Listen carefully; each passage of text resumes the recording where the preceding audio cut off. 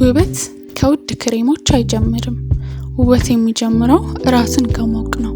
ብዙዎቻችን ፊታችን ላይ የምንጠቀማቸው ማስኮች፣ ክሬሞች እና የተለያዩ ትሪትመንቶች የማይሰሩልን ወይም ጉዳት የሚያመጡብን ለምን እንደሆነ ታውቃላችሁ? የፊታችንን የቆዳ አይነት በሚገባ ስለማናውቅ ነው። ዛሬ በአንድ ሰዓት ውስጥ የቆዳሽን አይነት የምትለይበትን ሳይንሳዊና ቀላል ዘዴ አሳይሻለሁ።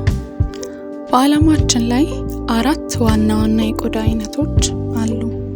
አንደኛ ወዛም ቆዳ ወይም ኦይሊ ስኪን የምንለው ሲሆን ይህ የቆዳ አይነት ሁል ጊዜ የሚያብረቀርቅና ለብጉር ተጋላጭ የሆነ የቆዳ አይነት ነው።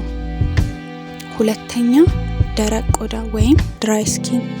ይህም የቆዳ አይነት ቶሎ የሚሳብና የሚለጥጥ ወዝ የሌለ የቆዳ አይነት ነው። ሶስተኛ የተቀላቀለ ቆዳ ወይም ኮምቢኔሽን ስኪን የምንለው ነው። ይህም የቆዳ አይነት ግንባርና አፍንጫ ወዛም ሆኖ ጉንጭ ግን ደረቅ የሆነ የቆዳ አይነት ነው። አራተኛ መካከለኛ ወይም የተመጣጠነ ወይም ኖርማል። ይህም የቆዳ አይነት የተመጣጠነ በጣምም ወዛም ያልሆነ በጣምም ደግሞ ደረቅ ያልሆነ የፊታችን ሁሉም ክፍል አንድ አይነት ሲሆን ይህንን ኖርማል ስኪን እንለዋለን። አሁን ደግሞ ያለምንም ወጪ የቆዳሽን አይነት እንለይ። እነዚህን 3 ደረጃዎች ተከታይ። ደረጃ 1 ፊትሽን ለስላሳ በሆነ ሳሙና ወይም በሚስማማሽ ሳሙና ታጠቢና በንጹህ ፎጣ አድርቂው። ምንም አይነት ቅባት ወይም ቫዝሊን እንዳትቀቢ። ደረጃ 2 ለ1 ሰዓት ያክል ፊትሽን ምንም ሳታስነኪ ዝም ብለሽ ቆይ። ደረጃ 3 ከ1 ሰዓት በኋላ ንጹህ ሶፍት ወስደሽ ግንባርሽ፣ አፍንጫሽና ጉንጭሽ ላይ ጫን አድርጊው። ውጤቱንም እንዲዩ። ሶፍቱ ላይ በሁሉም ቦታ የቅባት ምልክት ካየሽ የቆዳሽ አይነት ወዛም ወይም ኦይሊ ስኪን የምንለው ይሆናል።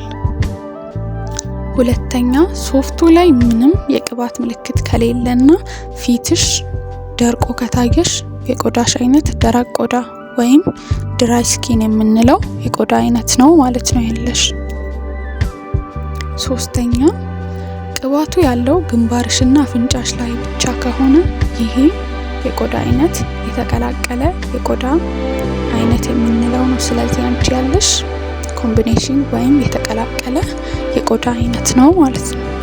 አራተኛና የመጨረሻው ሶፍቱ ላይ ትንሽና የተመጣጠነ ቅባት ካየሽ የአንቺ የቆዳ አይነት ኖርማል ስኪን ታይፕ የምንለው ነው ማለት ነው።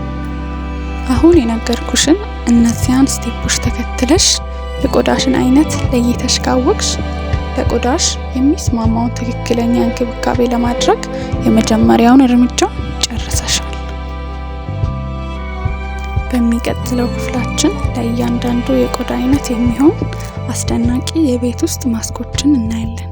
የቆዳሽን አይነት አሁን የነገርኩሽን ስቴፕ ተከትለሽ ከለየሽ ኮሜንት ላይ ጻፍልኝ። ይሄ ክፍል 1 ነው። ክፍል 2 እንዳያመልጥሽ ተከታታይ። ውበትሽ በራስሽ እጅ ነው። ለዛሬ ያዘጋጀሁት ቪዲዮ ይህንን ይመስል ነበረ። ለቤቱ አዲስ ከሆናችሁ ኤላ ቲዩብን ሰብስክራይብ በማድረግ ቤተሰብ ሁኑ። ቪዲዮ ከተመቻችሁ ደግሞ ላይክ ማድረግ እንዳይረሳ። ሰላም ቆዩ።